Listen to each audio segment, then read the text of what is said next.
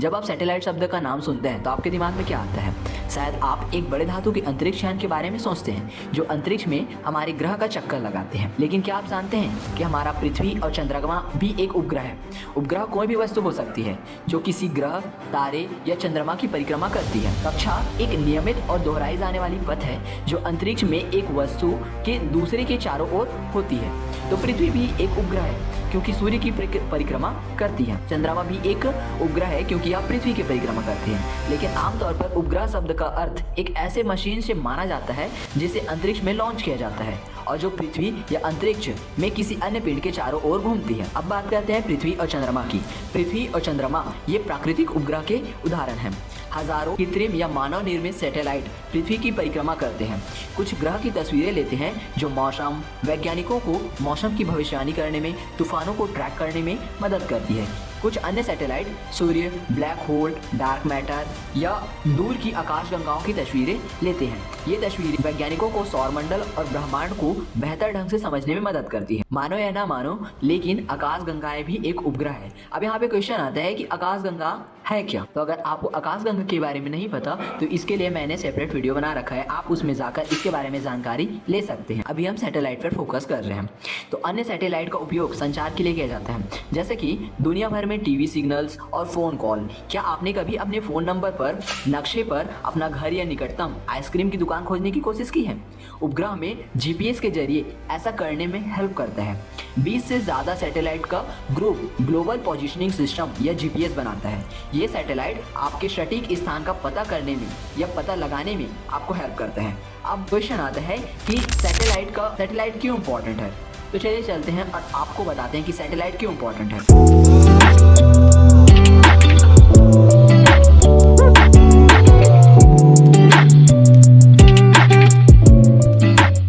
GPS जैसे satellite की मदद से वे एक ही समय में पृथ्वी के बड़े क्षेत्रों को देख सकते हैं। इसका मतलब यह है कि सैटेलाइट जमीन पर मौजूद उपकरणों की तुलना में ज्यादा तेजी से ज्यादा डेटा एकत्र कर सकते हैं। सैटेलाइट पृथ्वी की सतह पर स्थित दूरबीनों की तुलना में अंतरिक्ष में बेहतर देख सकते हैं। ऐसा इसलिए क्योंकि सैटेलाइट वायुमंडल में मौजूद बादलों, धूल और अणुओं के ऊपर से उड़ते हैं जो जमीन से दृश्य को अवरुद्ध कर देते हैं। या सिंपल भाषा में बोले कि जो धूल और कण के जो परमाणु हैं वो जमीन से इसको रोक देते हैं। अब क्वेश्चन आता है कि कृत्रिम उपग्रह के भाग क्या हैं? तो मानव निर्मित उपग्रह कई आकार और आकारों में पाए जाते हैं, लेकिन अधिकांश में कम से कम 2 भाग समान होते हैं, एक एंटीना और एक बिजली स्रोत। एंटीना आमतौर पर पृथ्वी से और पृथ्वी तक सूचना भेजता है और प्राप्त करता है। जैसे किसी खिलौने को पृथ्वी पर काम करने के लिए बैटरी की आवश्यकता होती है, वैसे ही उपग्रह को भी बिजली की आवश्यकता होती है।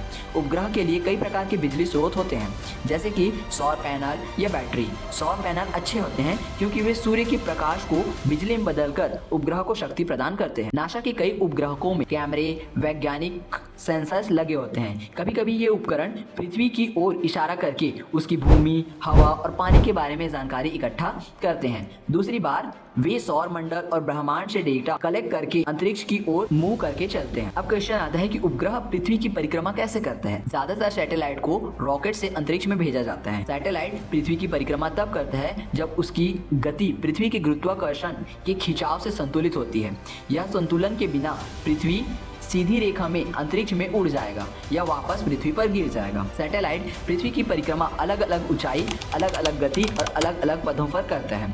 भूस्तरीय उपग्रह भूमध्य रेखा पर पश्चिम से पूर्व की ओर यात्रा करते हैं। यह उसी दिशा में और उसी गति में घूमता रहता है जिस गति में पृथ्वी भी घूमती है।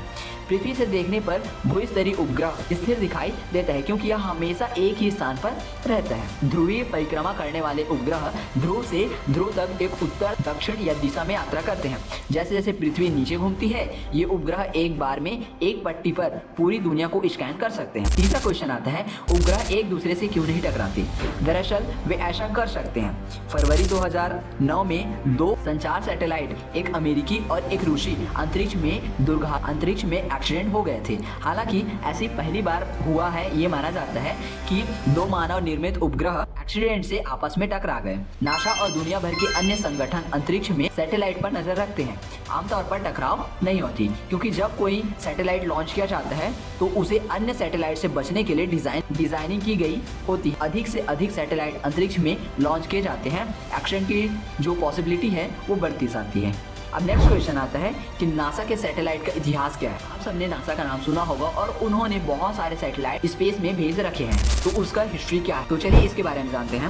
नासा ने अंतरिक्ष में दर्जनों सैटेलाइट सेंड किए हैं, जिसकी शुरुआत 1958 में एक्सप्लोरर 1 सैटेलाइट से हुई थी। एक्सप्लोरर 1 अमेरिका का पहला आर्टिफिशियल सैटेलाइट था। इसमें लगा जो मेन उपकरण था एक सेंसर था जो अंतरिक्ष में उच्च ऊर्जा वाले कणों को मापता था, जिन्हें कॉस्मिक किरणों कहा जाता है। एक्सप्लोरर 1 वैज्ञानिक उपकरण के लिए ले जाने वाला पहला सैटेलाइट था। छवि सौजन नासा पृथ्वी की पहली सैटेलाइट तस्वीर 1959 में नासा के एक्सप्लोरर 6 में आई थी। इसके बाद 1960 में टीरोस 1 ने अंतरिक्ष से पृथ्वी की पहली तस्वीर ली थी। इन तस्वीरों में ज्यादा विवरण नहीं था, लेकिन उन्होंने दिखाया कि उपग्रह की क्षमता लोगों के पृथ्वी और अंतरिक्ष को देखने के तरीकों को बदल सकती। अब नेक्स्ट क्वेश्चन आता है कि नासा जो अपना सैटेलाइट सेंड करता है उसका यूज कैसे करता है। तो नासा के सैटेलाइट वैज्ञानिकों को पृथ्वी, हमारे सौर मंडल के अन्य सैटेलाइट्स या उसके आगे के अध्ययन के बारे में मदद करते हैं।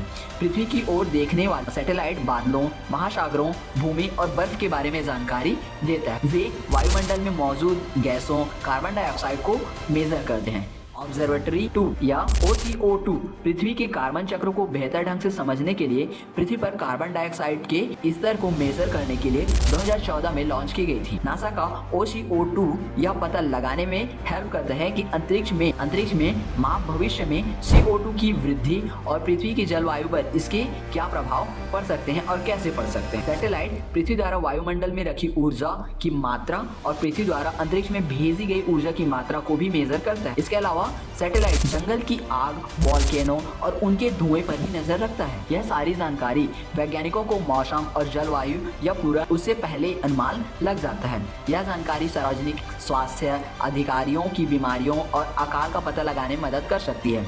यह किसानों को यह जानने में मदद करती है कि उन्हें कौन सी फसल लगानी चाहिए और आपातकालीन कर्मचारियों को प्रकृति आपदाओं का सामना करने में मदद करती है। कुछ सैटेलाइट दूसरे ग्रहों के पास उनकी परिक्रमा करते हैं। ये अंतरिक्ष यान, मंगल ग्रह, पानी के सबूत तलाश कर सकते हैं या शनि के छल्लों की नजदीकी तस्वीरें ले सकते हैं। तो ये रही दोस्तों सैटेलाइट से जुड़ी सारी जानकारियाँ। अगर आपको मेरा ये वीडियो अच्छा लगा हो तो प्लीज़ वीडियो को लाइक कीजिए, चैनल को सब्सक्राइब कीजिए, साथ ही साथ बेल आइकन को भी प्रेस कर दीजिए ताकि मेरे इसी तरह के आने वाले इन्फॉर्मेटिव वीडियो आप तक पहले पहुँच सके। धन्यवाद।